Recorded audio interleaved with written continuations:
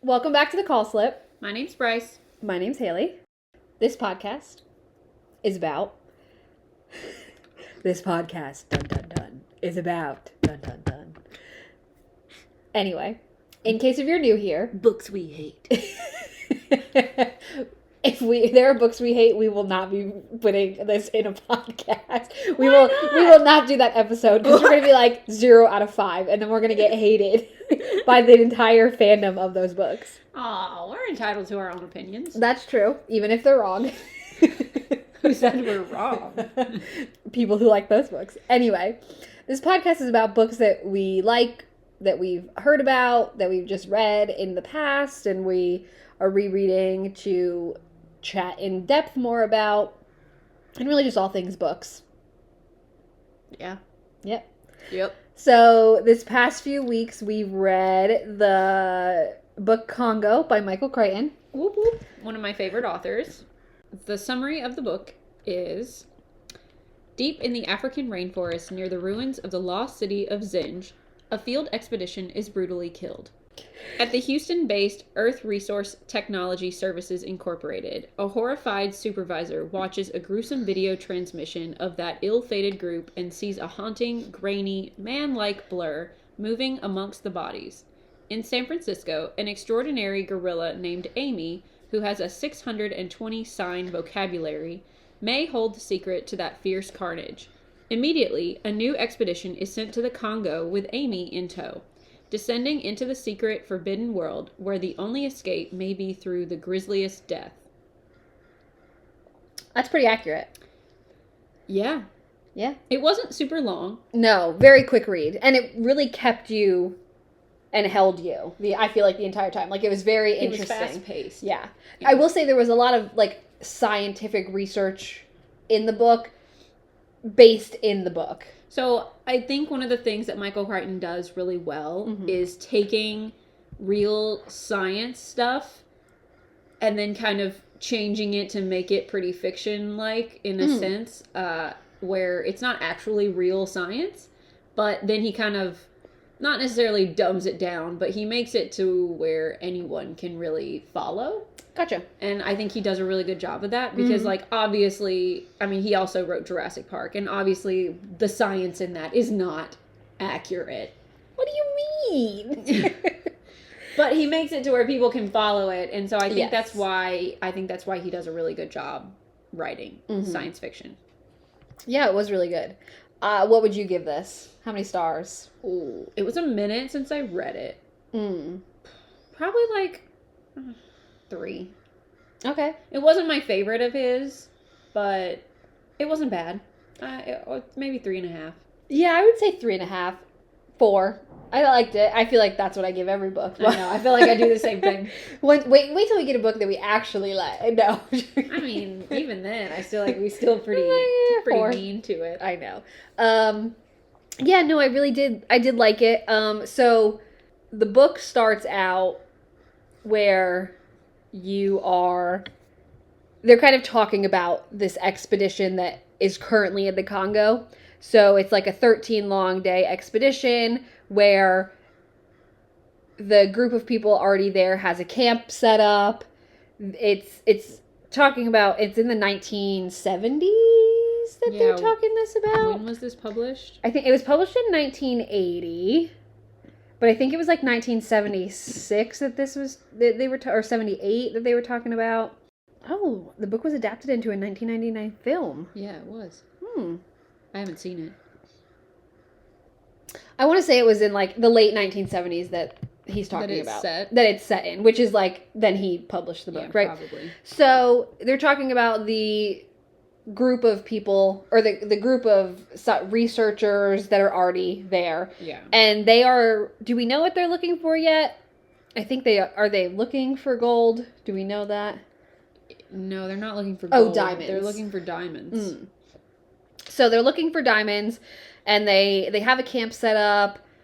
They're moving through the jungle. They are trying to find things. Well, and I think they did find something. They found some type of diamond that they were looking for. Yeah. That just proved that they were going in the right direction. And so they set up camp for the night. I wrote it down, yeah. So they set up camp for the night, Mm-hmm. and that's when it kind of goes upside down. Yeah. They're So they have a camera that Mm-hmm. connects to some type of internet or a satellite, and it transmits the picture to Houston base. Mm-hmm. So Houston base, they have a bunch of people working kind of around the clock, and there are people who keep like nighttime hours versus daytime hours, which isn't really an integral part of the story, but there's somebody watching. I think camera. what is interesting is that there is a 6-minute delay. Yeah. So from where the expedition is in Africa to Houston, it's a 6-minute delay. Yeah. So they kind of have to initiate that, like, hey, we want to video chat with you right now. You have essentially 6 minutes to prepare. Mm-hmm. So, and they kind of fax stuff back and forth, which I'm not really sure how they're getting a fax machine to the middle of the jungle, but you know, yeah. So magic. On the next morning. No, like the whole camp gets attacked overnight. Oh, yes. So I have it says on June 13th, Houston initiated the chat to the camp. Mm-hmm. And when the camera at the camp turned on, the entire camp was in disarray. No, it was right. And then during the delay or something, they realized something was very wrong. Because everything was normal, and then and then they started moving the camera around, and that's I think when they realized. Yes, because nobody picked up the phone. Yeah, that's what. Or nobody picked up online. So they just connected to the camera, and then it started showing them what was going on. Yeah, and there was because there was a 6-minute delay. Somebody answered the initial. Yeah. Hey, are you ready? And they said, yes, we can initiate this. And in that time it took that 6 minutes, the entire camp had been destroyed. Right. And they saw somebody's with their head crushed in, very graphic things. There was, at one point though, towards the end of the transmission, a large gray gorilla-like thing, but it wasn't a gorilla from along the picture that it kind of gave them, had killed pretty much the whole expedition party. Yep. Yeah. That's, I think, when you're introduced to Karen Ross, who is at the Houston base watching this recording or this picture come through, and she's the one who kind of alerted people of... And they see this picture of this man/gorilla like thing, and they're like, oh my gosh, like something's happened, we need to figure out what we can do about this. So she took the image of it and tried to enhance it, and I think she ended up using some AI, maybe? I don't remember. She used some type of tool within a picture program that kind of fills in the gaps of what the picture could look like, and she essentially was saying, like, this is a gorilla, even though it's gray, and everybody was arguing that it wasn't a gorilla. Because gorillas are black. And then it wasn't, and I think it was, like, not the right place for them, potentially, or something. There was a couple of reasons why they didn't think it was a gorilla. So she is the one who's kind of spearheading the fact that, like, somebody needs to go. Yes, because she's a big researcher and she does a few other things. Karen Ross then reaches out to a man in San Francisco by the name of Dr. Peter Elliott, who is a Berkeley professor, and he works on this project called Project Amy, and we later soon after figure out that Amy is a gorilla. Amy was taken from Africa at 7 months old, where she went to somewhere in the middle of the country, and then she got sick, and then she was transferred to the San Francisco's vet school. Yeah. And so Dr. Elliott works pretty much every day with Amy, and he has taught her ASL. His whole team has taught her ASL, and she can kind of communicate back and forth between them. Yeah. With her using American Sign Language, she still doesn't speak, I guess, in full sentences. And I know that with ASL, you don't necessarily use full sentences, but you still, there's a lot to, I guess, her speech. It's very childlike. Yes. And I think they said, she's 11 right now? I don't remember. I'm not sure. She's I believe. Isn't that like teenager years? Yeah, I believe so. I mean, that's what they said. Yeah. She's kind of a teenager. Mm-hmm.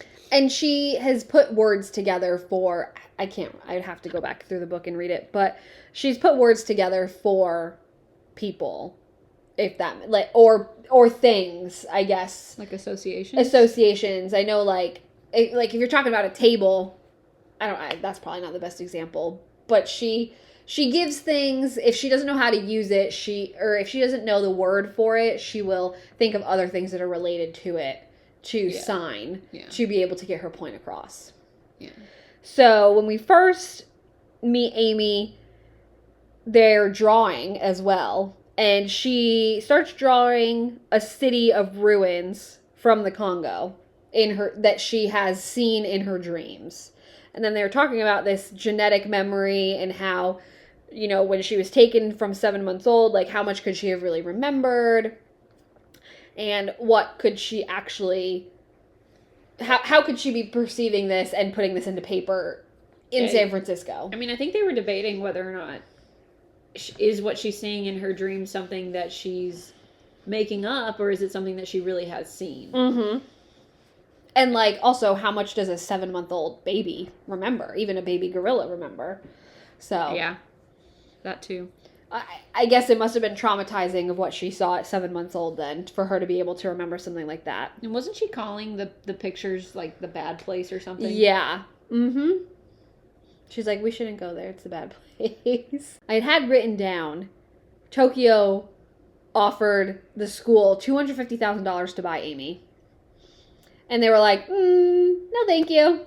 Yeah, everybody wants her. Amy for some reason. Yeah. So, then we see that Karen from Houston, she reaches out to Elliot asking her some questions, asking like, hey, she sends the picture to him saying like, is this actually a gorilla? You're a gorilla expert. And he's like, I don't really know. And then she's talking about how she wants to go soon to the Congo to potentially like figure some things out and like see if they can find this animal, but they're also looking for some other things as well. And Amy actually visits San Francisco. No, Karen visits. Carrot.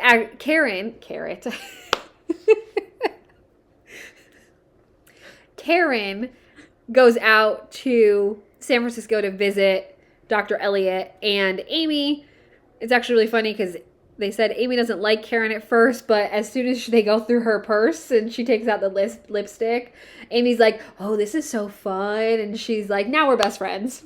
And I was like, put her lipstick on. She was like, yeah, that's fine.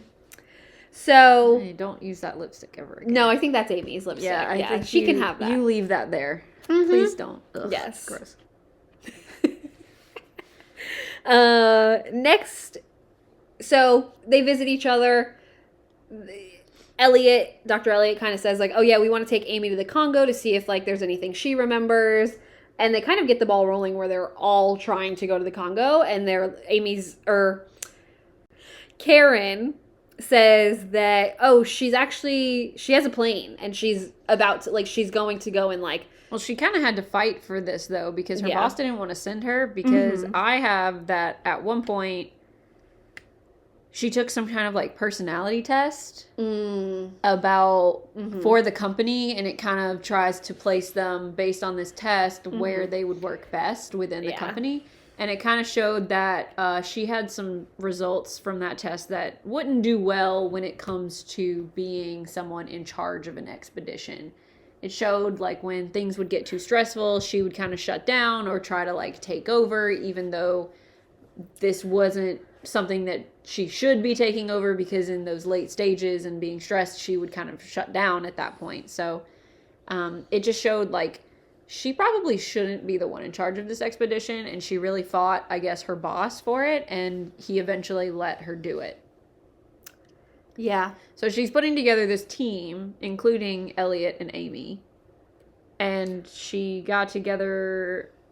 She wanted... Who was that guy? I never wrote his name down. Oh, Monroe. Captain Monroe. Yeah, she wanted him too, because he knows the Congo, where he knows the going. forest very well. So, yes, Karen wants help from this Captain Monroe, who can navigate very well the Congo rainforest. So, once they... Well, first of all, getting a girl on a plane, probably not the easiest task. Or feet. Well, and she's scared of heights. And she's scared of heights, and she can't swim. So... Yay.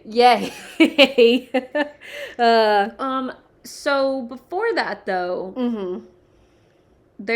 I think it was a race against time because they're trying to get back to where the other team was. Yes. Because they don't want to get more permits to be in the Congo from the government. So they're kind of trying to cheat the system and fly under the radar and get... It's the same team. Yeah, it's the same team even though it's not. Mm-hmm. And to finish out that whole thing. Mm-hmm. To finish out the original... mission. Mm-hmm. They're also trying to hurry up on time because we also find out that the Japanese and the Germans are also trying to get to this same exact place that they're trying to get and they assume that they're also trying to find the diamonds that they're looking for. Mm-hmm. So, they get everybody on the plane. I think they knock out Amy because she was freaking out at one point. Yeah, they give her a sedative. I think also Karen had gifted her like a necklace. Oh. And she was like, well, yeah, just give it to her as a gift versus, like, putting it as a collar, kind of. They said something like that, and I was just like, oh, okay. I didn't really think too much of it, but it does come back later in the rest of the book. So, they're on the flight, they get there, and they get to where this Captain Monroe guy is living. But he's also has a pretty iffy backstory, because he's, like, wanted in some of the countries in Africa, or not allowed in some of the countries. He's pretty shady. Yeah. So they do actually end up getting Captain Monroe to help them. And as they're kind of packing up the next plane to leave, a little passenger plane, I think, or I don't even remember. Oh yeah, what happens? Something says that there's a geologist that survived the first initial attacks they found by the native tribes. Yeah, and he was at the hospital, and so they went to visit him. But he died. He said something, or maybe it was that he wouldn't talk or something. Yeah, and then he ended up dying. I think he wouldn't talk, and he was like just in shock probably. Yeah. And in that time that Elliot and Karen go there, by the time they get back, we realize that the Japanese had kidnapped Amy. Yeah. Mm-hmm. They somehow like got on the plane or something and were able to take Amy away from them. And they had to like leave. They were on such a time crunch that they were like, we can only search for her for this long, and if we don't, we're leaving we're leaving the gorilla and so they kind of split up into teams though, because half of them were looking for Amy and then the other half were actually going through the plane because the plane had been bugged. Mm-hmm. And that's how they found them. I guess it had been bugged in San Francisco when they left? Must have, yeah. And then, or either when they picked up the rest of the team from, did they make a stopover in Houston? Not that this really matters. No. They stopped to pick up Captain Monroe though, so I wonder if it was bugged there. Yes, it could have been. Because we find out that the Japanese are the ones who took Amy. Yeah, so he very well could have been bugged at that point. So they knew where they were, and they had been listening to their conversation, so they knew that they had Amy. Mm-hmm. So wow. So the other half of the team was looking for all the bugs that were on the plane to make sure that they got rid of them. Yeah, and Ross, Karen, that's her last name, and Dr. Elliot, and I think it was Monroe that also went to help them find Amy, but apparently the first place that they found to go find Amy, they found the necklace that Karen had given her.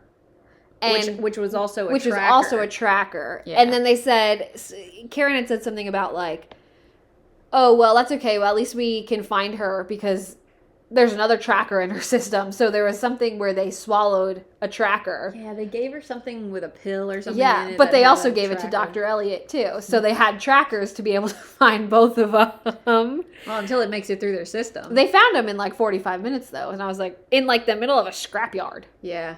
They were So. able to find her pretty quickly. That's good. And they get on the plane and they start going to their next destination. Which Only, is, I believe... which is right outside of where they were meeting, or where the other, weren't they going to, I got confused on this part, I'm Okay. gonna be honest. So at this point, they were going to Congo, yes. but they needed to get on a smaller flight They had to get on a smaller plane. It's just like a small passenger plane to be Yeah. able to fly to the spot that they to really the spot needed that to they get really to. needed to get to. Yes. But before they're even able to get to that spot, they get attacked. they get attacked. Wait, Again. who attacks them? It is, oh gosh, the Jungle Zane army starts shooting at them while they're in the middle of the sky. Which are local people. Which, yes, it's a local, like, probably tribe that is... Yeah, and they're trying to shoot the plane down. So, they got a parachute out of it. And It's crazy. Yeah, and I wrote that they had to Crazy. jump out of the plane 8 hours before they were supposed Yes. to. Yes. Before they actually, it was 8 hours before they were supposed to get to their destination. Okay, so this program is supposed to kind of document and give you a time frame of how much time it would take to complete this expedition, even with kind of all of these extra things added into it. Mm-hmm. So at the beginning of the expedition, it says that they have like so many days. Mm-hmm. And they're also just trying to beat the Japanese and the Germans to their destination to be able to find the diamonds before everybody else. And essentially, if they follow this program and the program is correct, Mm-hmm. they should get there. I think at the beginning it was like a couple hours before the Japanese or the German. Yes. It wasn't long. No, I think it was like maybe 2 hours, I think. And as they're having more setbacks, Yeah. this continues to calculate and figure out either if they're not going to make it there before them or if they will. Yeah, because them jumping out of the plane 8 hours before they're supposed to be at this other drop point, Mhm. that's setting them back 8 hours. Potentially more, because now they have to walk instead And of I think flying. they do. I think it says they're like now 43 hours. I don't know. They Right. said They were something 43. It was behind when other people were going to get there. Yes. So Karen is freaking out. She's like, we have to start hiking. We got to go. We got to move. Yeah. But as they get down to the ground, you have this whole canopy above you from the Congo rainforest. They potentially could run into this cannibal tribe Oh, yeah. called I don't know if this is how you say it, the Kagani. Anyway, so they're a cannibal tribe where Captain Monroe is like, yeah, now that we landed here, we also have to now take a detour around their entire area because if they find us, they're going to eat us. Yeah. Which also adds more time because now you're taking the longer way. around, which they did end up not completely meeting, but they did get stopped at one point where they saw these tribe members in a house. We didn't obviously we know what they're doing in the house, but we didn't see anything.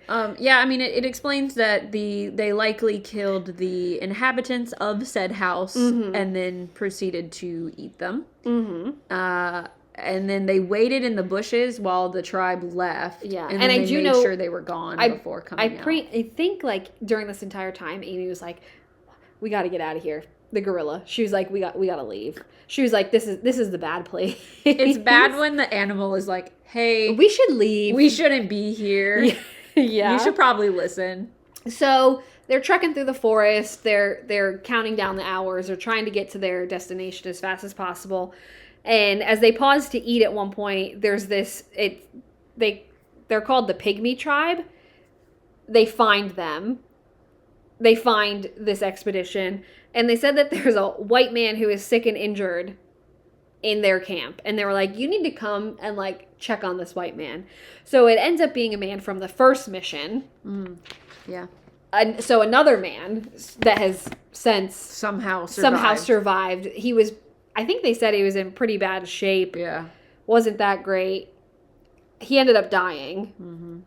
I don't think anybody from the first one made it out. No. So he ends up dying, and they were like, all right, well, we got to continue back on this mission. Yeah. And they didn't really get a whole lot of information out of him either. No, I don't think he Didn't give anything important. No. At this point, though, Karen Ross is like, I mean, obviously she's super obsessed with finding these diamonds because she wants to succeed where the other team did not. I also think she just wants to figure out what happened to the other expedition, too. Yeah, I agree. But I also think that Elliot, is that his name? Yeah, with Amy. Mm-hmm. I think he wants to know more about the gorillas, while Karen is more obsessed with the diamonds. They each have their own motive. And Monroe is also obsessed with the diamonds because he's going to get a pretty significant cut of the portion of the money. Yeah. Once they sell all of these. Mm-hmm. Because these diamonds, I don't know at what point we find out about it, but these diamonds are supposed to help some type of like energy crisis that they're having. So instead of using fossil fuels and things, they would be using these diamonds to as energy. They said something about blue diamonds. I don't remember. It was something like that. But at this point, I don't know why, because I just wasn't fully convinced. Mm-hmm. But I wrote, are diamonds really what they're after, or is there something else? Turns out I was wrong. It is what they were after, was the diamonds. It just felt like... It felt like there was a different ulterior motive behind it. Yeah, it felt like a cover for something. I mean, I guess, though, if you think about it, like, yes, they're trying to find these diamonds, but then also they're just getting the diamonds has a different ulterior motive of like creating this renewable energy, or this different type of energy source. Well, they wanting to monopolize on it so that the other countries can't. Yes. So they're like, we want to be able to find it first to make all of the money. Mm-hmm. Next I have is that they're day 7 and Houston has informed them that the Japanese must already be on site and found the diamonds. That's all I have for day 7. I know we haven't really been talking about days, but it's taking them about a 13-day trip to get to. Yeah, I think the chapters are set up in days. Yes. So day 7, it must have been short. That's all I really have the big thing of. And then I have just day 8 is they've encountered their first type of gorillas. And that they found the Japanese camp. In ruins. They did? Yep. They found the people and the gorillas found the Japanese the camp. people and yes, they have both found. Or gorilla-like animal. Because they still have not confirmed that it is gorilla. So, as they get to this gorilla. Sorry. I couldn't help myself. That's okay. You, Jane, me, Tarzan. Gorilla. Anyway, the entire Japanese camp was in ruins. They just kept trekking on. They're like, you know what? The Japanese didn't make it. Let's keep moving. Oh, well. But Amy was very hesitant to go anywhere near them. And as they continued on, she ended up disappearing. Yeah, she ran away. She ran away from them. Mm-hmm. I remember that. Mm-hmm. They did search for a while, but they ended up with no luck. Mm-hmm. And then essentially the rest of the party was like, hey, we have to go. Like, she can come find us, or you can stay here in the jungle and try to make it by yourself. And then that's when they found out that that's when the Trek in Congo received photos of Amy as a baby, where she was still like on her, like clinging to her mom, and her mom had her skull smashed in. So they received that from the lady who found Amy.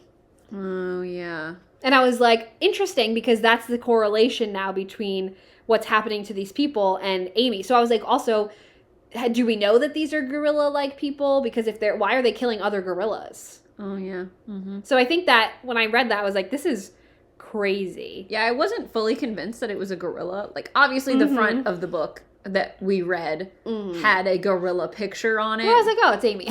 But, I see, I didn't even think about that. I thought it was going to be the thing from the book, but then I was like, there's no way these are gorillas. Like, it's gotta be something far-fetched and wild, but... Yeah. Yeah, that is I didn't even think about that. I didn't even put that together. Oh, that Amy could have been the picture? No. That too. That, her mom was killed the same way that the camp So it's was. very interesting that, like, those are correlated. Yeah. And, like, if you are a gorilla, why are gorillas killing gorillas? I could see why a human is killing a gorilla. Then I have one of the men that they hired to help them trek through the jungle ended up dying from skull injuries. Well, this is one of the local guys. This is one of the local guys that they hired, too. Yeah, Monroe brought in a handful. I think it was like 3 or 4 local people from the local tribes to around patrol there with them. to help them get through the jungle and get around. He ended up dying. And they were like, how did this happen? Yeah. They didn't realize. I think he was just like patrolling and he ended up dying. So I have that Elliot, I guess, Dr. Elliot, I guess, had gone to like investigate. And then he was washing his hands at the river when a group of gorillas came out and Amy was with them and just returned to him. Mm-hmm. And they were very happy to meet. They embraced, they hugged. Amy was like, oh my gosh, yay, I found you. I don't know if she was really found, but she found them, and I think she was okay with the group of gorillas, but yeah. When she comes back to the camp. And then they start setting up like hot wire around the camp at that point, I guess. Which is interesting. At some point. I got kind of confused on what that would look like. Because it sounded like just some low strands that would maybe reach like shin height.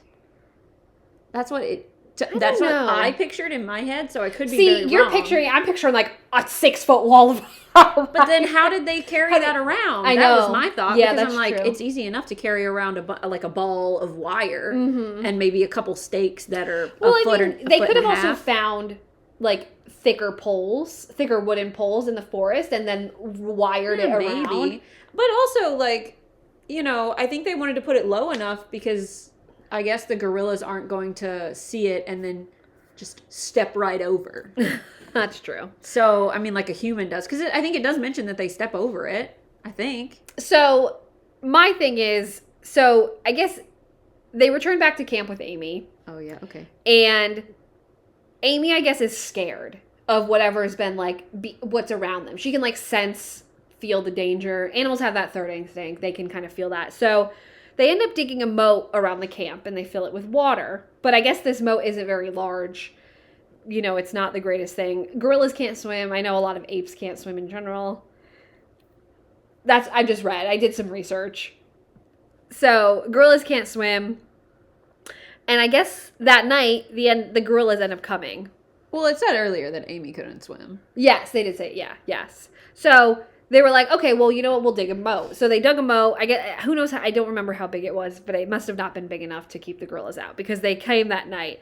See, I have that they were throwing themselves at the electric fence. So I wonder if they found poles from wood and they like wrapped it around because they were like essentially burning themselves on the wood, on the thing, or on the electric fence. I don't know. Maybe you're right. But it never actually said, I don't think it ever said how tall it was. But they were also saying they climbed the trees to jump over the electric fence. So it had to have been tall enough where they couldn't step over it. That's true. But maybe also not tall enough where they could have like jumped over it. That's true. So they had to at least climb up a small tree to be able to get over it. I know. I was like, it's like shin height. Why are they climbing trees? But I guess I just have like they didn't like the sound of the fence when it was turned on, so they ended up retreating. So they didn't like that sound that it made.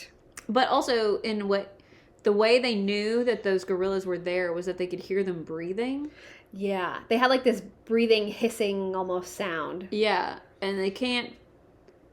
That's how they kind of knew that they were there. And it's also how they communicate with each other. Yeah, but they don't know that yet. They don't know that yet. That's true. They heard the breathing on the original recording of that first expedition. They couldn't figure out what it was coming from. But they heard it on that. And so then they hear it again when they attack their camp, like right before they attack the camp. Yeah, they heard the breathing and they were like, oh my gosh, they're coming. The gorillas. Oh no. Help me. Oh no. So that night that the gorillas first attacked, one of the gorillas ended up dying.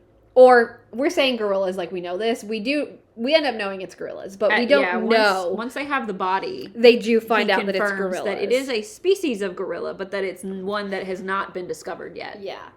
And Elliot's like super excited because he goes, well, I get to name this species after myself. And he's so excited he wants to collect the body and bring it with him. And they're like, do you realize how heavy this body is? Are you really going to drag this around? Also, you need to have proof. Well, yeah, and that was Like- it. like, Well, yeah. that's why he wanted to bring the body, is Mhm. that he wanted to have proof that this was a new species versus another. And Elliot starts like measuring and dissecting it and that body of the gorilla, and he's just trying to figure out how much information can he get back to his friends in San Francisco, and can he do this? Like, can he actually, like, also, I'm sure that gorilla is heavy. Yeah. Yeah, I can't imagine it weighs. Well, it's light. No, I can't imagine that. A at grown all. gorilla. Yeah. Was it a male? Did it say? I think it said. I think it was a male. Yeah. Which, I mean, males are usually bigger than females. Yeah. Then they went to the temple to find the diamonds. So so that at this point they found the temple that was the drawings that Amy was making back in San Francisco. And they found this place, so they're trying to figure out if the diamonds actually exist. And she does not want to go in. No, Amy's like, no, thank you. Bad place. I don't want to go in.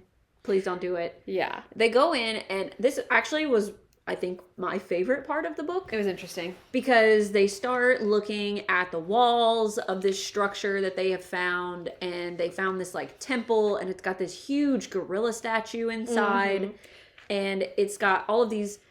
It's obviously got something on the walls, but they can't figure out what it is. So then they bring these cameras or something or infrared cameras, or there's something that they use, type of camera that takes a picture.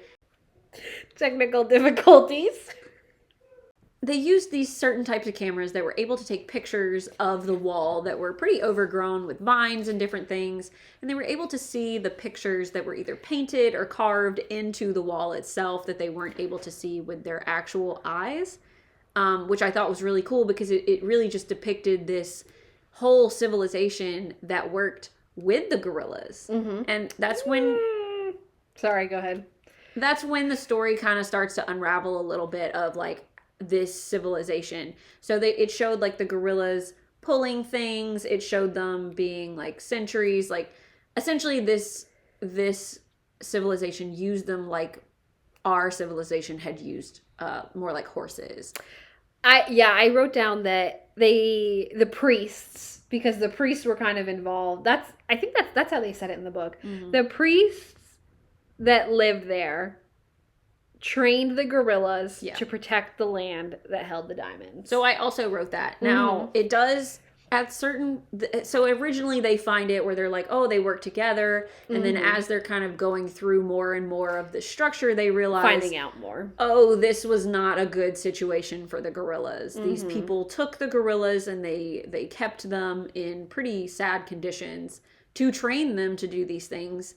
And then once they had trained that first generation, they realized that generation then teaches the younger generation as they are reproducing to essentially do the same jobs that they're doing. So it's kind of become its own cycle where the gorillas are training the next generation to continue this legacy. And they realize that, like, they're protectors of this temple and of this community civilization. Yeah, I don't even know if the gorillas know that they're protectors of the diamonds. It's just, we're protectors of this area. Yeah, well, that's what I was trying to say, essentially, is that they were just protecting this area with these buildings and not necessarily the diamonds. But it does show a lot, as they continue through these not maze, but these buildings, they also find out that the local people were mining these diamonds. And they find a mine where they had been pulling the diamonds out. And it still had some in it. And so that's when Karen Ross is like, oh, heck yeah, this is what we came for. Like, finally. But at the same time, they realize that the mountain that is also a volcano is not doing too hot. Well, it is doing too hot. It's gonna explode. It's gonna explode. So, they're like, oh, we should either leave or we need to find these diamonds quickly and then leave. Yeah, we need to get what we need and get out. Yes. In the meantime, while this is happening, Amy figured out where these gorillas live. Yeah. So she agreed to guide them, Elliot and potentially Monroe, to where they are living. The gray gorillas? Yes, the gray gorillas. And as she brings them to see, as Amy brings the people to see them, during the day they're normal. Not that they're not normal, but they are foraging, they're living in family groups, and they easily see like almost 300 gorillas. Wow. And they're acting like a normal gorilla troop would do during the day. They're foraging, they're bonding, they're grooming, whatnot they're doing. So everybody kind of thinks this is interesting that like overnight they kind of like flip a switch and they're like, we need to protect this place. Yeah.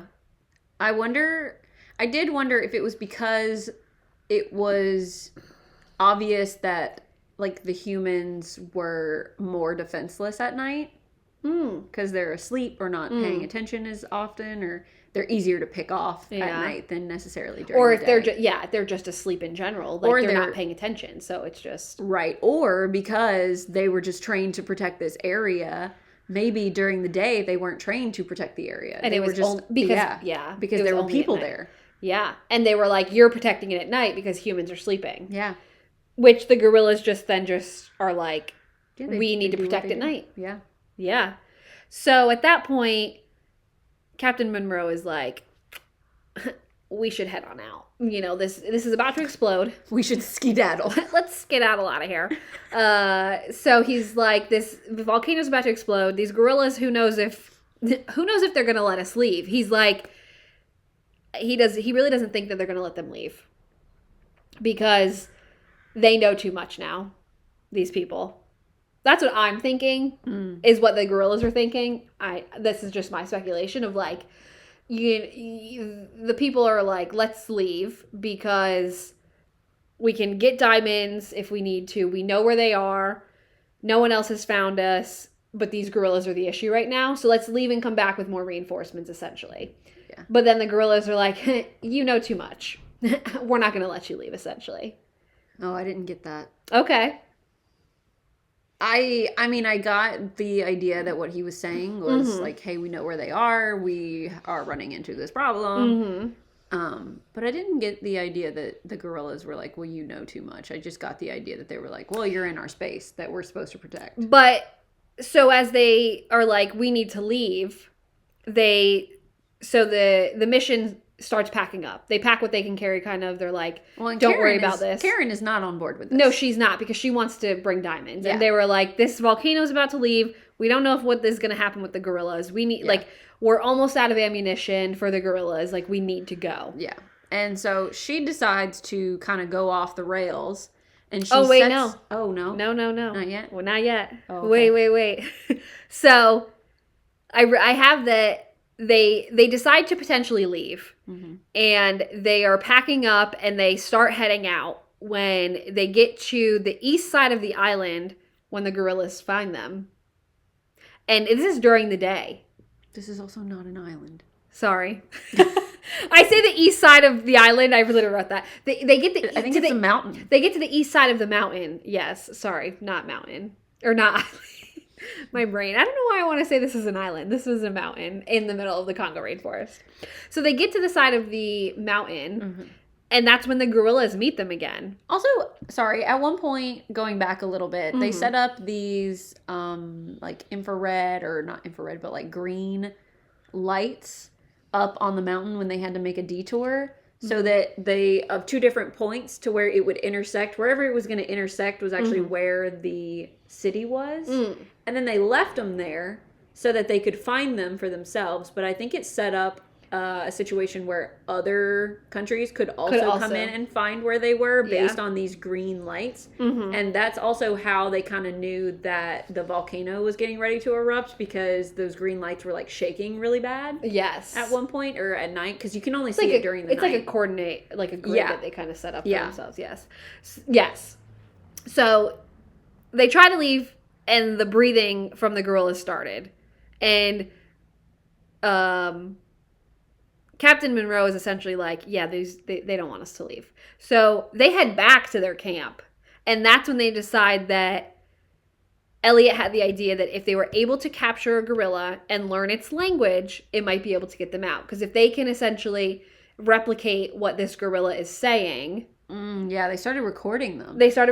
But if they can essentially, yes, replicate and be like, no, we're not hostile, we're friendly, and like use it for them to be able to leave this area. But I don't think they got far enough in that, and then they ended up having to use it, and they just set it up with like a microphone of some kind, and they played the noises that they were making, and then they ended up leaving the camp instead of attacking it that one night. Yes, they did. That's because when they went to try and find gorillas, so to capture, they were like, we're going to find a female that doesn't have a baby, that is kind of off on her own. So Amy has shown them again where these gorillas are. So they go to try and capture a female gorilla, and Dr. Elliot ends up slipping, and he ends up in the group of gorillas. Oh, yeah. And he was like, oh my gosh, like, I don't, like... He studied gorilla behavior so much that he was like, oh, this is what I can do to get myself out of this situation. But then one of the gorillas starts to like puff their chest and beat and starts displaying essentially at him when Amy comes along running down the hill, and she essentially is caring for him like a newborn. Like, this is my baby. Yeah. Get away from him. Yeah. And that kind of lets them leave. Yeah, they seem to really respect the females that have babies. They seem to really respect the mothers and their babies to where they don't antagonize them too much. Mm-hmm. Yeah, so Amy's treating him like a baby. So essentially to be like, don't hurt him. This is my baby. Yeah, leave she's him giving away. him protection. Mm-hmm. So obviously that doesn't end up working, and they're able to then. Amy does, I think, pick up on some of the languages, so they're able to record some, and that one night, nothing happens because they're able to continuously keep it on a loop. Yeah. Yeah. Is that after this? The No. next day? That's when they go back to the mine to try to get some diamonds out, and Karen decides to go way off the rails. Mm-hmm. And she's like, I brought some explosives to try to get these diamonds out faster. Mm-hmm. And Monroe's like, hey, no. Yeah. Do not set off explosives in this mine of all places. It's also on the side of a volcano that's getting ready to erupt. Like, can we not set off explosives? And she's like, oh yeah, sure. I won't do that. And then she does it anyway. And they're like, gotta go. Yeah, we gotta go because that causes the volcano to actually begin erupting and lava comes out. Mm-hmm. And at this point, like, they had to really skedaddle. They had to really get out of there. And I think amidst all of this, I think the gorillas are also probably like, oh, we gotta leave. I think, and we don't really hear anything more of the gorillas. They're just out. They're like, everybody's gotta go. They didn't get any of the research that Elliot had done for this new species. They didn't get any of the diamonds. Like, they had to really run out of there. I think someone got diamonds because they said they were putting them in their pockets because they talked about Monroe.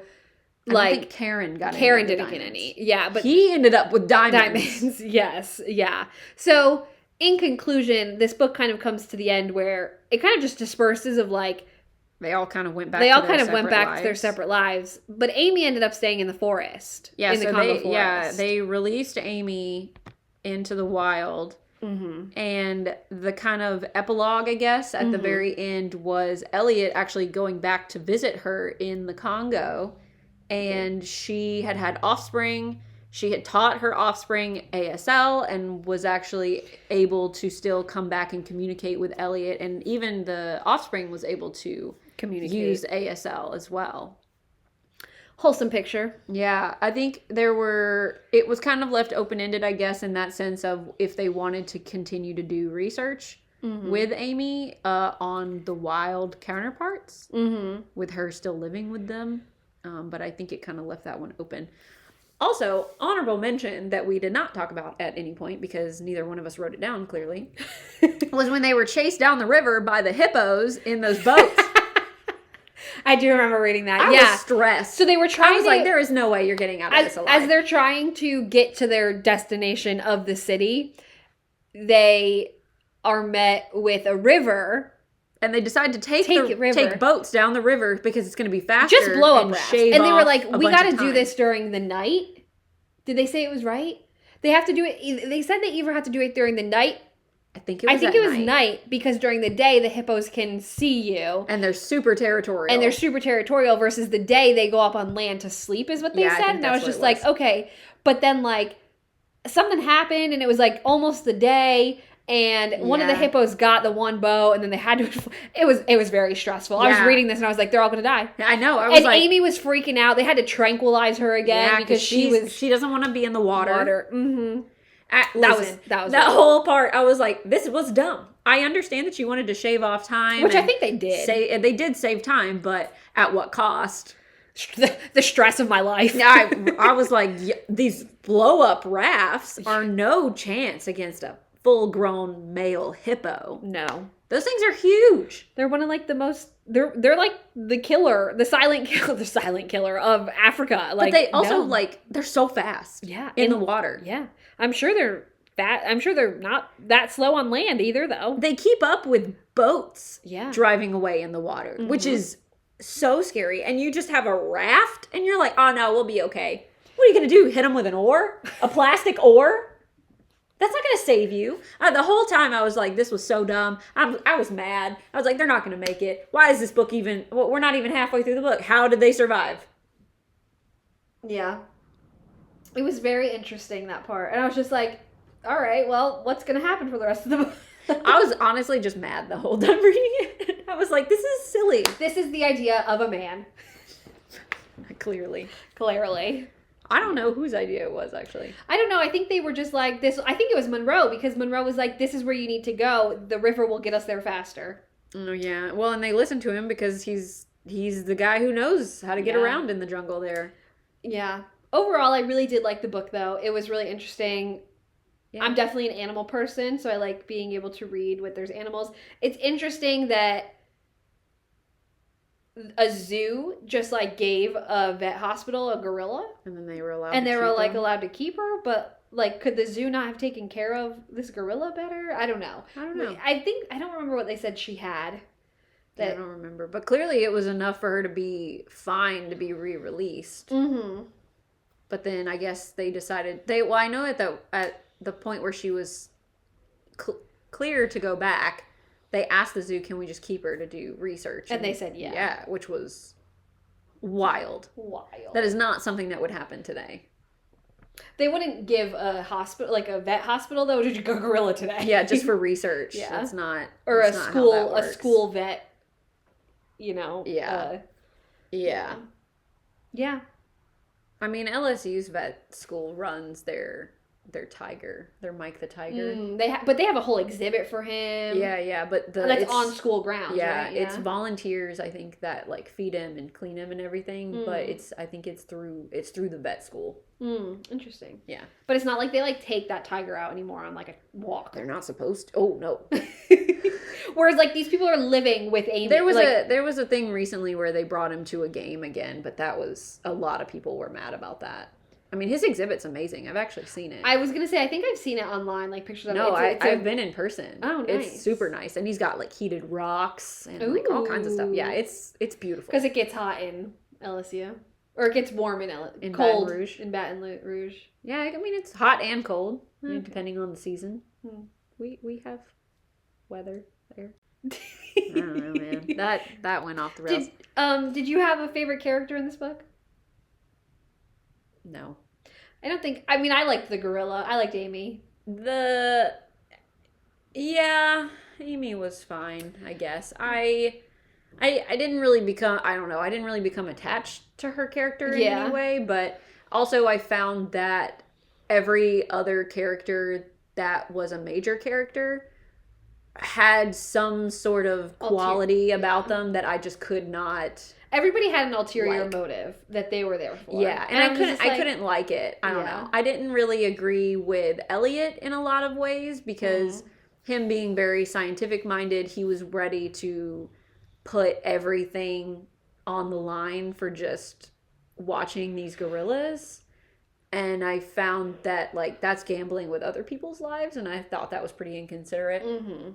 And then at the same time, like Karen, I just really did not like her. No.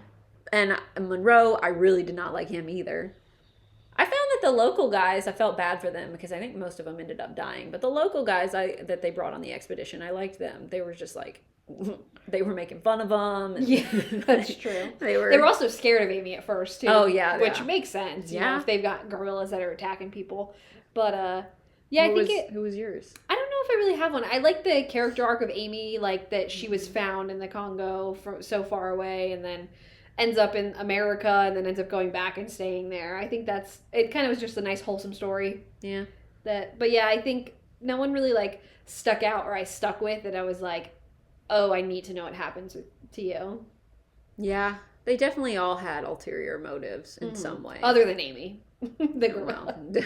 She was like, that's the bad place. We don't need to go there. Yeah. Honestly, same. Me. There was a lot of times where I'm like, why aren't we listening to the animal in this instance? Yeah. She's probably right. Exactly. So yeah. If you liked this. Sorry. If you liked this, thanks for listening. If you didn't, thanks for listening. You can find us on YouTube and Spotify. You can send us an email at thecallslip at gmail.com. If you have a book that you want to recommend, let us know. We'll try and add it to our list. We do have a long list, so we're working through them. But you can always comment on a post on our website. We don't have a website. You can comment on a post. Or send us an email. Let us know if there's something you want us to read. You have anything else? You got anything about the movie? No, I don't think so. No. Now I have to watch the movie. It'll be interesting. Yeah. Yeah. We can also maybe talk about that at some point. Yeah. Okay, bye. Bye.